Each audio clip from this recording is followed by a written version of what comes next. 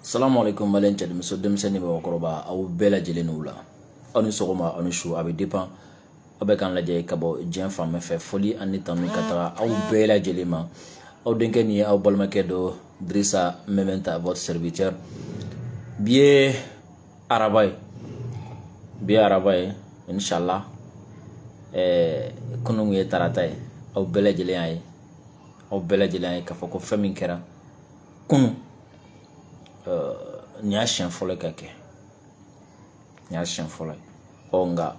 komi ko kɛra togo togo ko bonyana togo togo i b'a sɔrɔ a bɛ daminɛ fan dɔ fɛ donc o la an b'aw fo kosɛbɛ n y'a fɔ ɲɛna cogo min na bi ye araba ye septembre kalo tile 28 san 2022 an balimaw an b'a ɲini aw fɛ video in aw ka partage kosɛbɛ aw ka cari ka taga fan bɛɛ lajɛlen fɛ a y'a partage a ka groupe kan a ka Facebook WhatsApp compte page TikTok YouTube fan bɛɛ y'a partage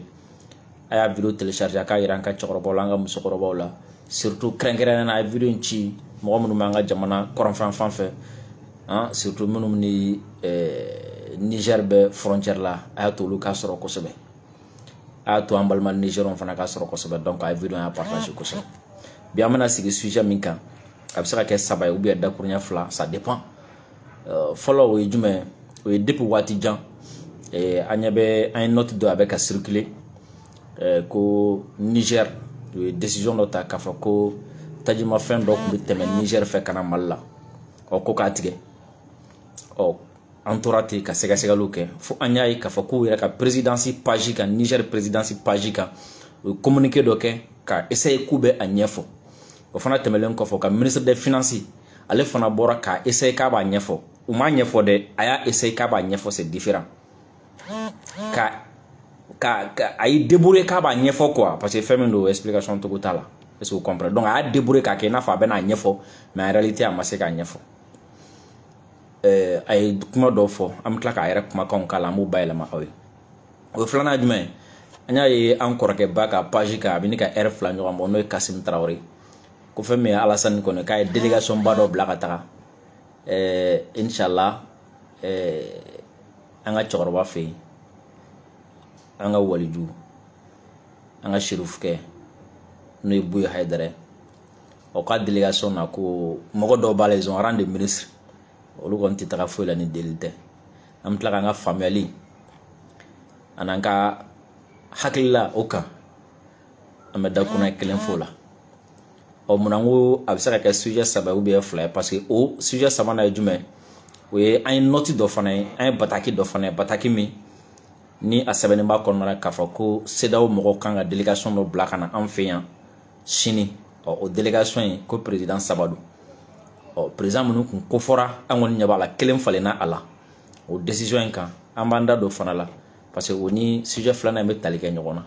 donc o sujet 3 de b'an bolo an bɛna an da don sujet minnu na donc an b'a ɲin'aw fɛ video a ka partage kosɛbɛ a y'a cari fan bɛɛ lajɛlen fɛ inshallah sujet bɛɛ lajɛlen nafa ka bon a bɛna faamuyali caman sɔrɔ a kɔnɔna la foli ani tanu ka ɲɛsin an kɔrɔw ma an bɛnkɛw an dɛmɛbagaw ma Cherif Thiamé Haidara kabako fura tigi an y'o fɔ an tɛ sɛgɛn a bɛ wuli ka jɔ min na maliyɛnw ye nin waati na pour que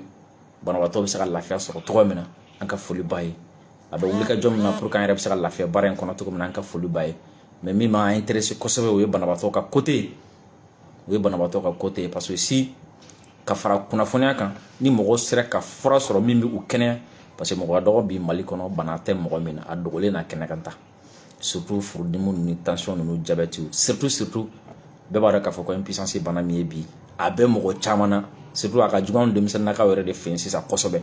mais caman bɛ maloya k'a kuma fɔ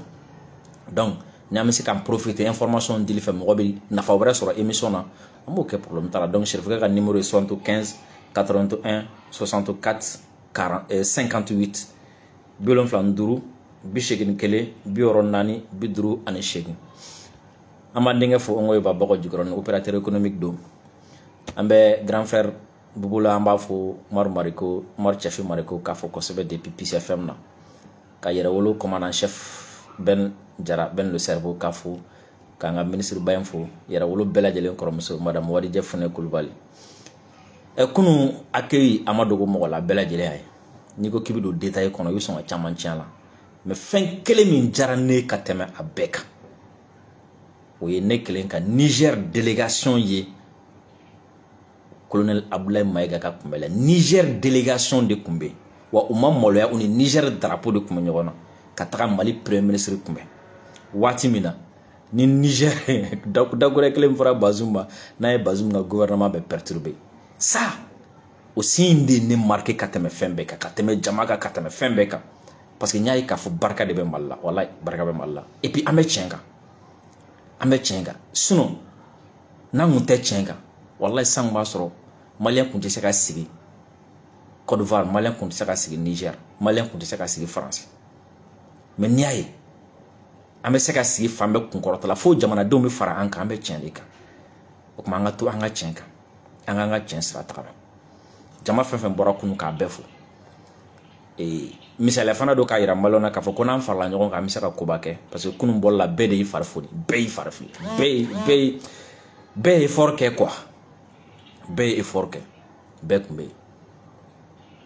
Yɛrɛwolo M5 CDM Fusi Mali tout le monde bɛɛ tun bɛ yen o la an b'an profiter ka bɛɛ fo k'a yira k'a fɔ ko n'an farala ɲɔgɔn kan obstacle tɛ yen an tɛ se ka min dépasser n'an farala ɲɔgɔn kan obstacle tɛ yen an tɛ se ka min dépasser mais k'a yira fana k'a fɔ ko fara ɲɔgɔn kan tɛ taa ɲɔgɔn ku kɔ a tɛ taa ɲɔgɔn ka degun koli kɔ quoi parce que an ye kɔnɔbɔkaw ye anw ni jogokolon dɔw bɔra so bɛɛ ne ye Segu ka ye i b'a sɔrɔ jogo dɔ b'a la ale ma ye docteur Alain Bokoum ale ye jɔkɔrɔma i b'a sɔrɔ jogo dɔ fana b'a la min bɛ ne fana degun nka n'i ko k'an bɛ ka gɛrɛ ɲɔgɔn na il faut que an ka olu ku ɲɔgɔn bolo de pour que an bɛ se ka c'est comme si ni ye gouvernement ta i b'a sɔrɔ a gouvernement kɔnɔ na conseil des ministres la i b'a sɔrɔ dɔ ka kuma bɛ digi dɔ la mais jamana ka ɲɛtaa kama u b'o kun donc il va falloir que an k'o yɔrɔnin ta en compte mais i b'a ye bref min b'an fara ɲɔgɔn kan o de ka bon ni min bɛ an tila ka bɔ ɲɔgɔn na ye quoi parce que vous savez il y a des moments où c'est-à-dire n'an tora ka ɲɔgɔn sɔrɔ nin fɛn ninnu kunna a réunion ninnu senfɛ tellement qu'il bɛ plaisir sɔrɔ a la tu vois i bɛ mɔgɔw ye ni mɔgɔ minnu fɔmana i bɛ grand frères ye i bɛ camarades ye aw bɛɛ bɛ ɲɔgɔn ye aw bɛ baro kɛ alors qu'en réalité i b'a sɔrɔ bɛɛ sigi-sigilen don i dama fan mɔgɔw bɛ ka bisigaliw kɛ a bɛ nin kɔnɔ nin man di mais n'aw ye ɲɔgɔn sɔrɔ ambiance bɛ yen ça va est-ce que vous comprenez mais bon n'an bɛ fama ɲɔgɔn ma mɔgɔ minnu an kanubaga minnu bɛ yen n'an filɛbaga minnu bɛ yen olu t'an ni ɲɔgɔn cɛ dɔn donc olu bɛ se k'a faamu k'a kɛ n'a fɔ ko gɛlɛya dɔ b'an ni ɲɔgɔn cɛ alors qu'il y a rien entre nous est-ce que vous comprenez donc à chaque fois n'an farala ɲɔgɔn kan ne b'o de ye quoi la complicité entre nous a bɛ se ka Mali bouger ka taga yɔrɔ jan est-ce que vous comprenez donc ensuite tellement que ɲuman b'an na quoi tellement que an jogo ɲuman ka ca ka tɛmɛ an ka jogo kolon fɛntigiw kan ni bɛn ta jogo ɲuman min b'a la mɔgɔ tɛ se ka fɔ ka ban ni docteur ta jogo ɲuman b'a la mɔgɔ tɛ se ka fɔ ka ban tɔ bɛɛ lajɛlen bɛ ten est-ce que vous comprenez voilà donc an ka ɲɔgɔn minɛ ɲumanw ma juguman ninnu an ka essayer an ka ɲɔgɔn ku olu kan donc c'était entre parenthèses seulement donc maintenant an bɛ taga directement vidéo y'a partager kosɛbɛ non Makɔrɔ ka démission ko kuma tɛ tiɲɛ Makɔrɔ ka démission ko kuma tɛ tiɲɛ voilà ɲɛ b'a la a bɛ ka circuler fan bɛɛ lajɛlen fɛ je ne sais pas vidéo tigi sera ka vidéo kɔni kɛ cogo min na sinon Makɔrɔ ma démission ok voilà an bɛ taga directement an ye note dɔ ye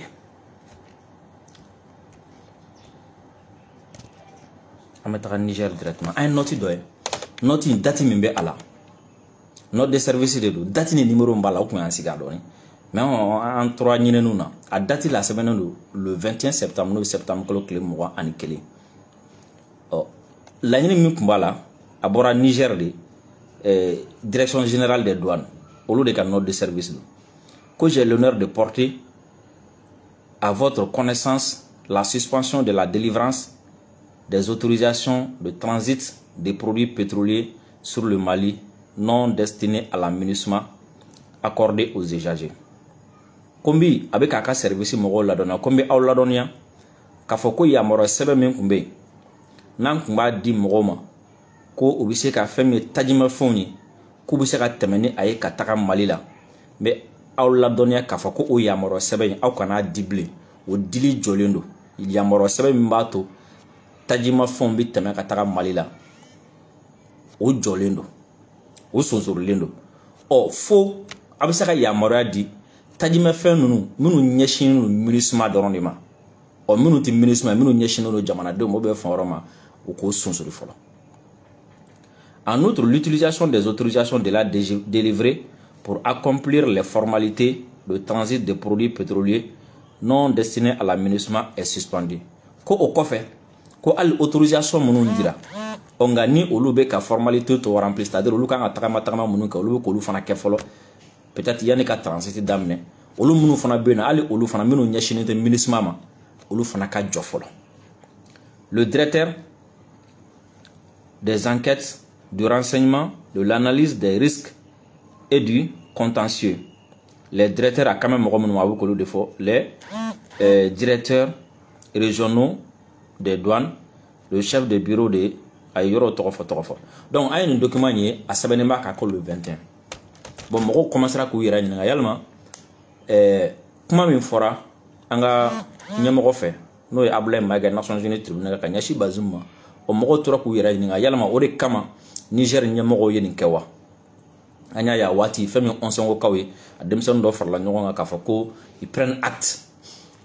o mogo ye nyonga ninga yalama o de dowa mais mogo tla ka antala ka yera ninga tun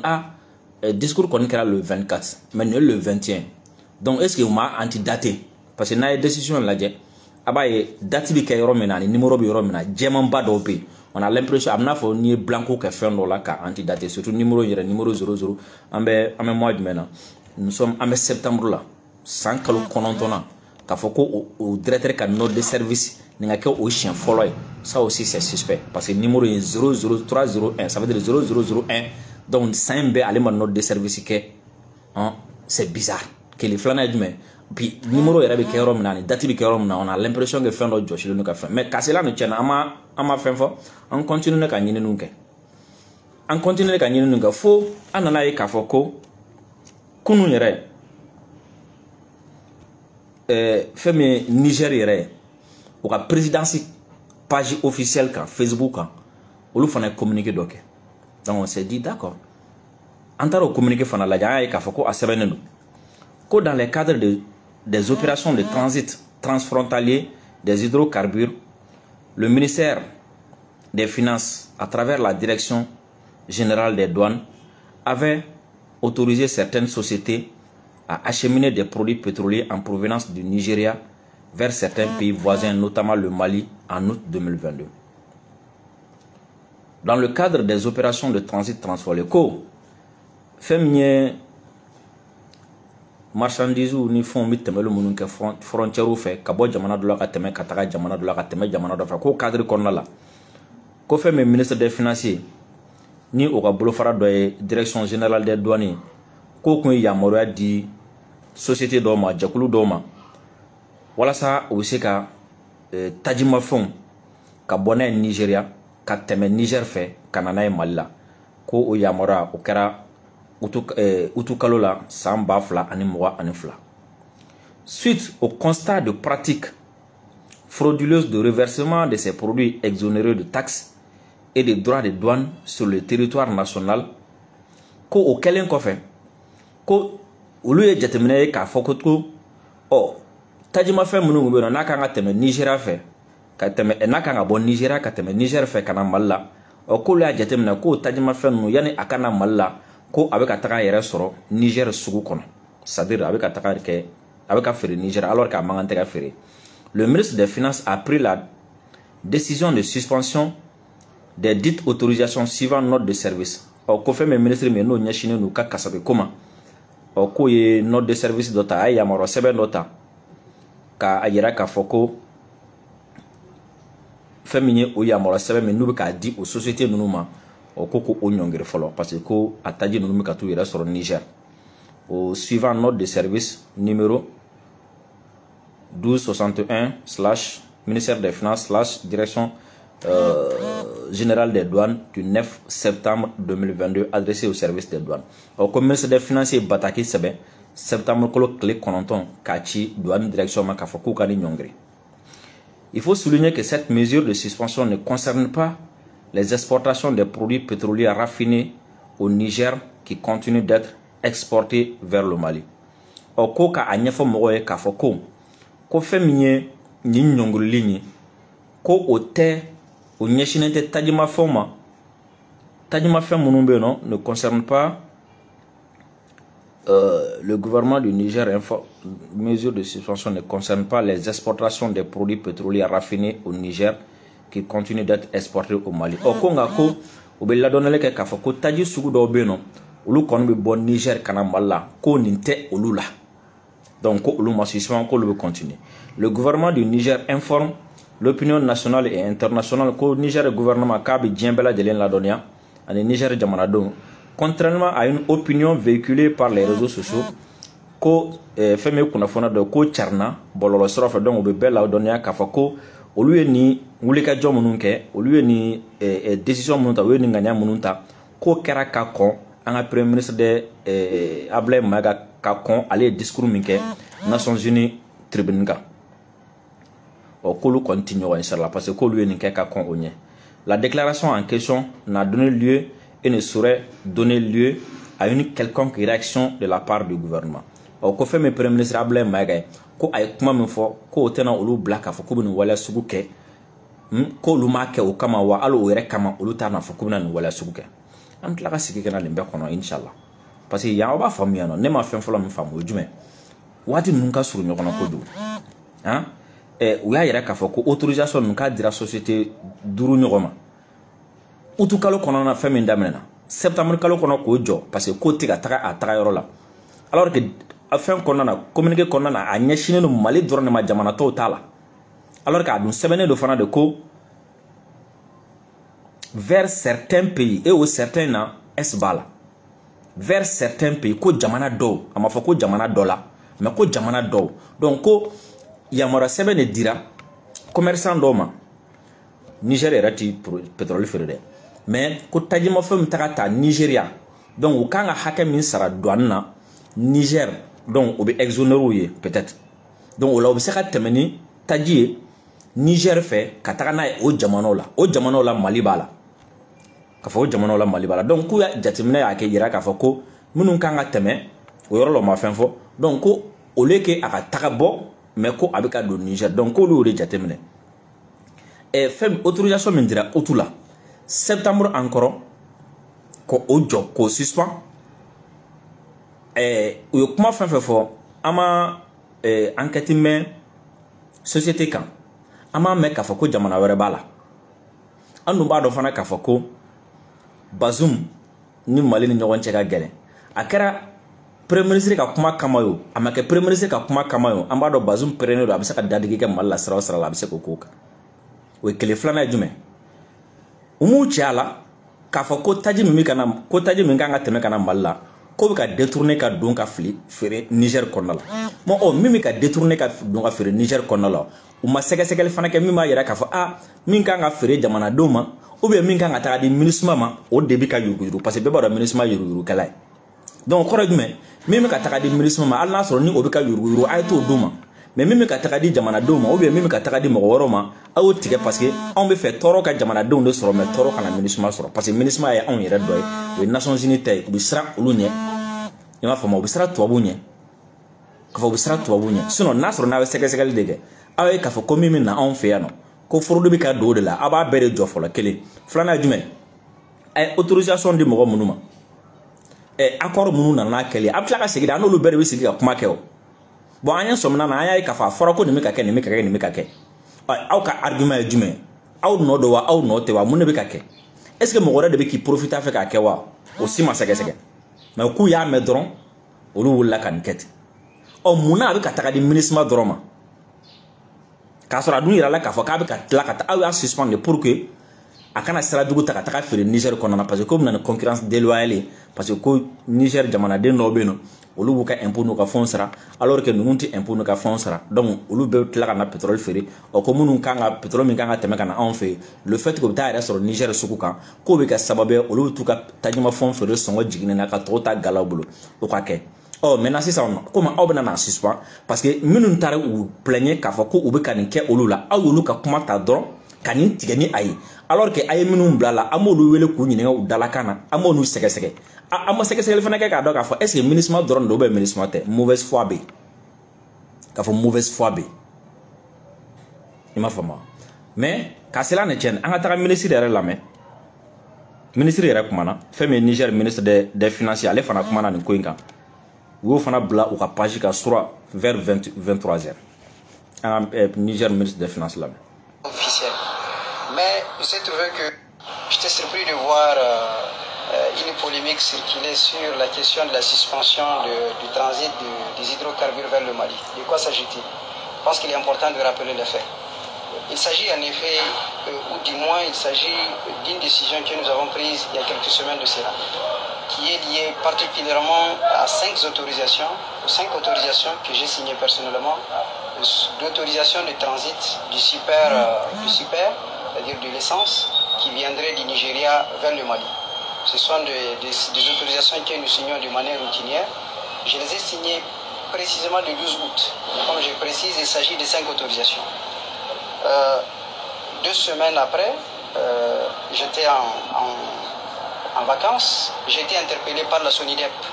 qui se plaignait en fait du fait que les autorisations que nous avons accordées compromettent la santé financière de la SONIDEP parce qu'il y avait des reversements qui étaient opérés. C'est-à-dire que les hydrocarbures, en particulier l'essence qui était censé transiter du Nigeria vers le Mali en passant par le Niger,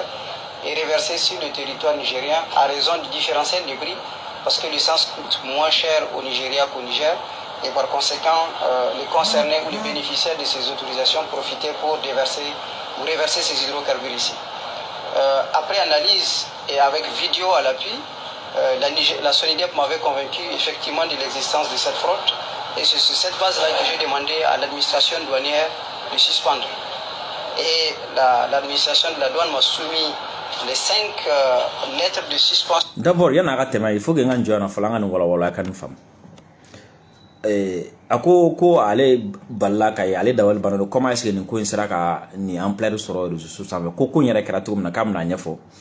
ko utukalo kletan anifla ko ale de yamaro sebenke ka di société duruma ka fa ko bi saka boni tajiye Nigeria ka tem Niger fe kana malla o ko nga ko kelen ko fe ko dogo kun fla o ko fe mi SONIDEP on a que société do yeno ou bien minu nyashin lu peut-être fen ko ma ou bien Sénégal dodo o ko olu nana ale wele ka fa ka ale to vacances la ka fa ko ye yamara min di autorisation min di ko ka temene taji Niger fe ka taga na malla ko ataji be kana yere soro Niger donc ko ale kelen ko fe ka jatemino ke ani ko nunu yere sira ka ale convaincu olu sira ka ale lason donc ale fana yamara di ko ka akojo dokokun fla doron konnala. Vous voyez avec quelle légèreté, parce qu'avec Mali de concernant ale ka sira tala, vous voyez avec quelle légèreté. C'est comme si ko sogo kumune ko labo mango quoi parce que ale ka kan kuma na folo kuma njolente kalaka. Comment est-ce que état ministre des finances et bien c'est autorisation de 10 mois de le 12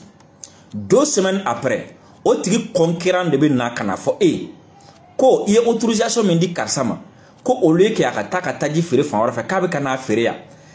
ma fo ka kuma ko na ma fa ka kuma ko autorisation numéro me ma ima wele ka seke ka laje et ma wele ka nyininga ko fo nunu le sera ka convaincu ni vidéo do o le vidéo munu de ma vidéo tricolore no vidéo tricolore ntawa ti se ko donya tanke ni ma ko seke donc ko ko jatemene de ko jatemene fleni seke le tikelin enquête et analyse c'est différente enquête ni analyse tikelin ko ki analyse de ko ko djume una na kuma fu yi sigi ki miri ima fama donc ko yi lason o yi lason alors que lu mangante ke lason et ka service de kan ki lason après quoi après enquête olu kan ka taga sɛgɛsɛgɛli de kɛ n'olu ye enquête kɛ kana enquête jaabi di ma comment est-ce que e bɛ se ka autorisation di mɔgɔ ma le 12 ko tila k'o tigɛ septembre kɔnɔna la k'a sɔrɔ e ma enquête kɛ ni ko ka comment est-ce que enquête sérieuse enquête sɛbɛlama foyi tɛ se ka kɛ nin kɔnɔna la ni espace in kɔnɔna la donc ça s'est fait avec ale yɛrɛ ka kuma la ça s'est fait avec tellement de légèreté avec tellement de mépris parce que tout simplement ça concerne le Mali. Et parce qu'il y a moyen de pour que la attaque à Mali secret. Il m'a fait moi. Donc, à fond, il y a une tentative d'explication. Qu'a essayé qu'à n'y faut quoi. Qu'a sur n'y faut tout là. Parce que c'est tout simplement le Mali. Associée à chacune des 5 autorisations que j'ai suspendues le 9 septembre. Vous aurez avec vous, en fait, les différentes lettres ainsi que les lettres de suspension que j'ai signées le 9 septembre. Mais à la suite de cette décision, j'ai demandé au directeur général de douane de prendre une note pour notifier cette décision aux unités douanières qui sont au niveau des frontières, tant à l'entrée qu'à la sortie, pour que cela soit officiel. Mais il s'est trouvé que à la prise de ma décision de suspension le 9 septembre, nous avions déjà un contingent important de citernes à l'entrée du pays, qui est lié bien sûr aux autorisations que nous avions accordées. Il me paraissait injuste de dire que nous suspendons et que ces camions doivent repartir, et j'ai demandé à la direction générale des douanes de prendre des dispositions pour les escorter jusqu'à la sortie des frontières. Et à la suite de ça, une fois que nous aurons apuré ce stock qui était déjà au niveau des frontières, nous prenons la circulaire pour interdire l'entrée et la sortie des hydrocarbures vers le Nigeria, vers le Mali. Et c'est le 21 septembre que le directeur général de la douane a pris la circulaire sur la base, bien sûr, des mesures suspensives ou des suspensions que j'ai prises le 9 septembre. Vous voyez donc, il y a une coïncidence hasardeuse du calendrier que certains ont essayé d'intégrer. Vous voyez? Donc, au décalé, bon, mais au yasoro, camion mounumbe frontière là déjà, camion mounumbe non nous donna déjà, aller yere mo bla olukan oluka tout le labo kana malila, maintenant après au coffre, au cas soro ka décision toi ka fako pétrole yere de tina bon Nigeria blé, ka do Niger kabina mala donc koko tire. Vous voyez ça avec tellement de mépris. Vous voyez ça avec tellement de mépris. Ça veut dire n'y a photo côté na quoi. N'y a photo côté là. Allez, on a fait un discours comme on a fait un discours. Comment expliquer ça? Mais tout ça là c'est son problème. Tout ça là c'est son problème. Mais ne dit que mon jumeau. Mali n'y a pas de un doyen Mounumbe, un ministre des Finances, un Yamoro Mounumbe, Mounumbe frontière du fond. Olo Mounoumenason. Olo Mounoumenason. Ni Mokele Nounou. Ni mɔgɔ minnu kun bɛ na ni carburant ye Mali la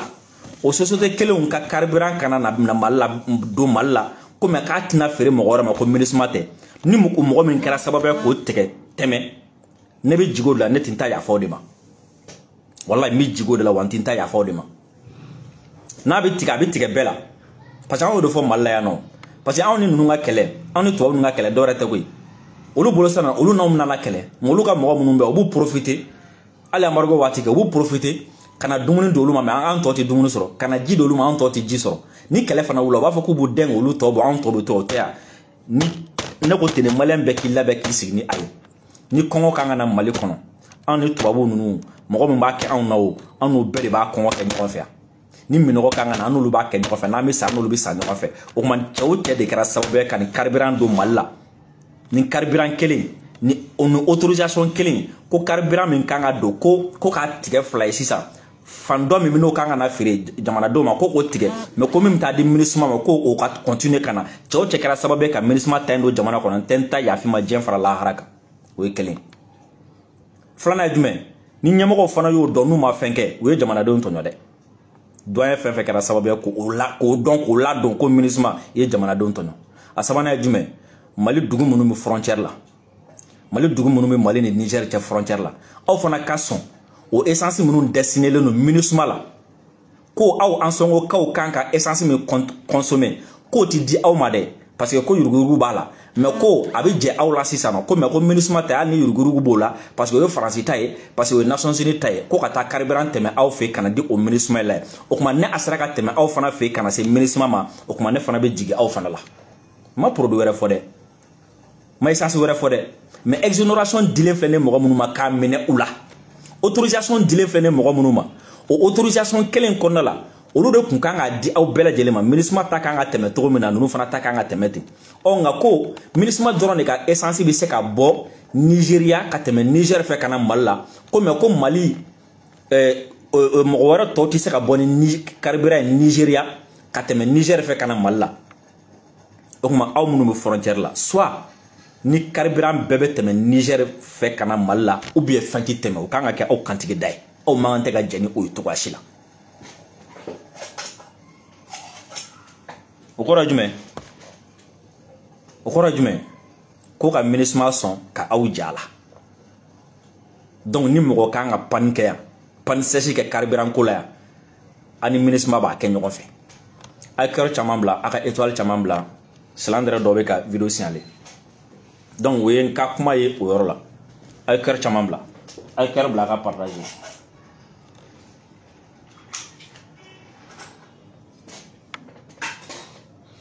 k'a fɔ a ye cœur caman bila a ka partager soit carburant tɛ don ou bien min do a bɛ distribuer bɛɛ ni ɲɔgɔn cɛ a ye kɛyɔrɔ bila a ka partager filanan ye jumɛn an ye bataki dɔ fana ye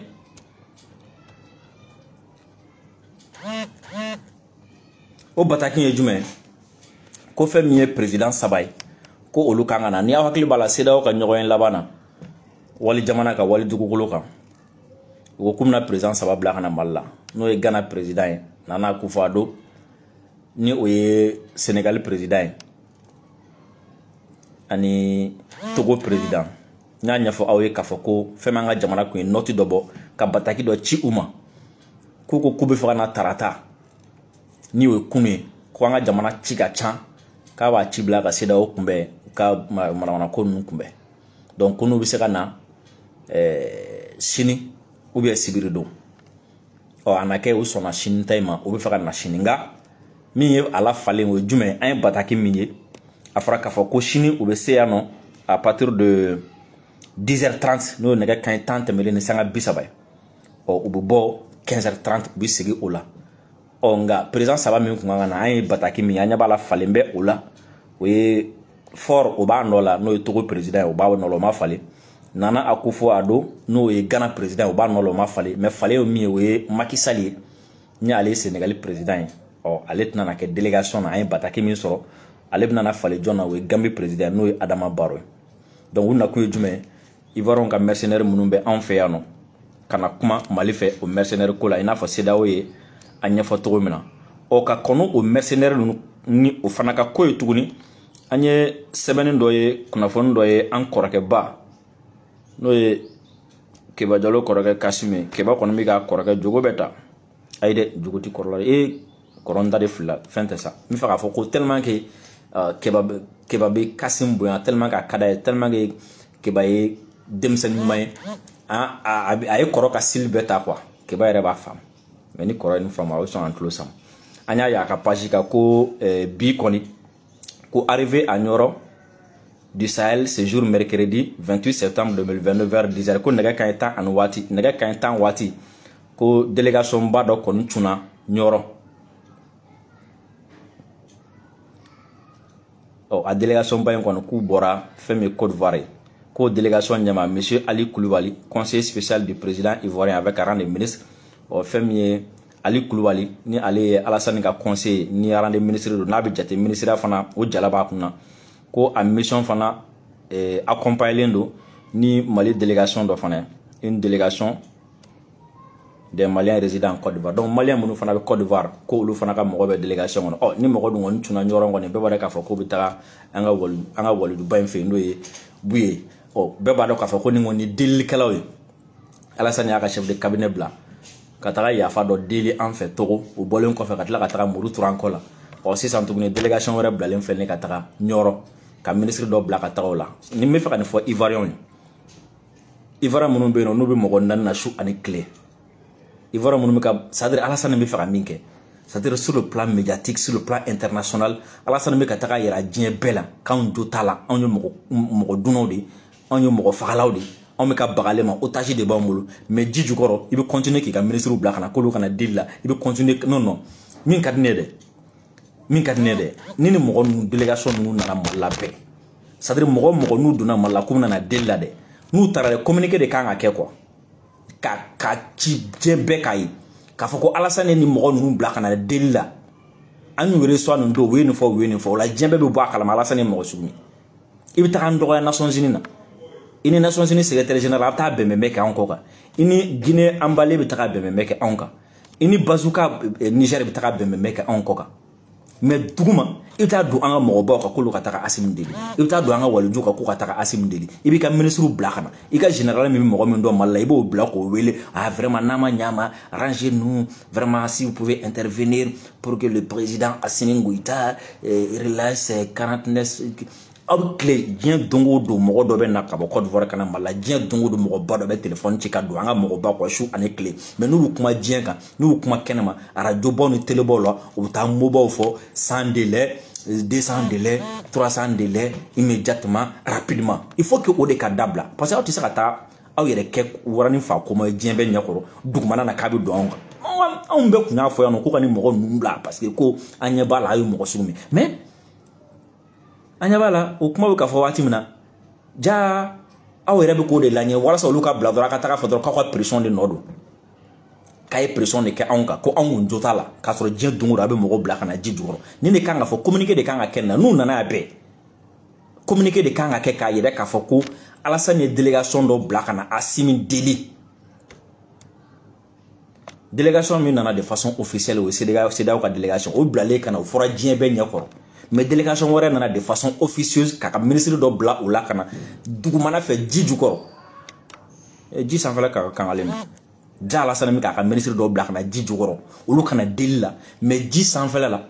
a bɛ k'i disi gosi k'i joliw bɔ k'i muscles bɔ k'i kɔgɔ Mali kama ka taga yala diɲɛ fan bɛɛ fɛ mais i bɛ ka mɔgɔ cici ka na Ivoirien tɛ nin kalama nin de kan ka taga fɔ Ivoirien nin kan ka yir'u la de k'a fɔ votre président a envoyé une délégation de façon officieuse au Mali, envoyé une délégation dans une ville malienne qui s'appelle Nioro du Sahel. Là-bas, il y a notre shérif. Là-bas, il y a l'ami de Dieu qui est là-bas, qui respecte beaucoup la transition, qui respecte les autorités de la transition et qui a le respect des autorités de la transition. Donc, si nous voyons une délégation de la Côte d'Ivoire à Nioro seulement, nous faisons rapidement le lien. C'est pour aller parler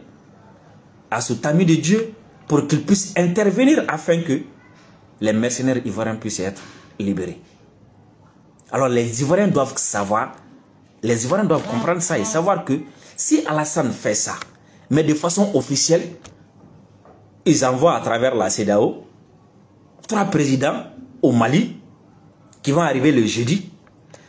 Mais le mercredi, il y a une délégation officieuse composée d'un ministre, d'un conseiller qui rend les ministres au Mali. Pourquoi?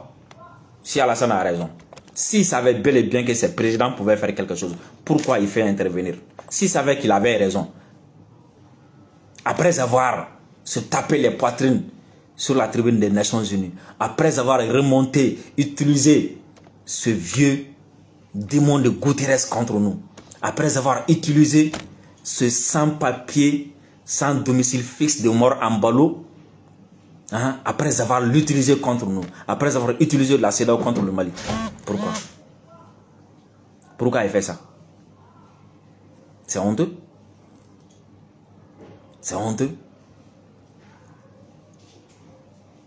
C'est comme si devant les femmes tu te tapes la poitrine, je suis fort, je suis fort, je suis fort. Mais quand tu rentres, quand les femmes partent seulement, tu rentres, tu t'en vas négocier avec les amis. Bon, s'il vous plaît, ne me frappez pas, parce que je parlais seulement devant les femmes. Je ne veux pas que les femmes... C'est quoi ça?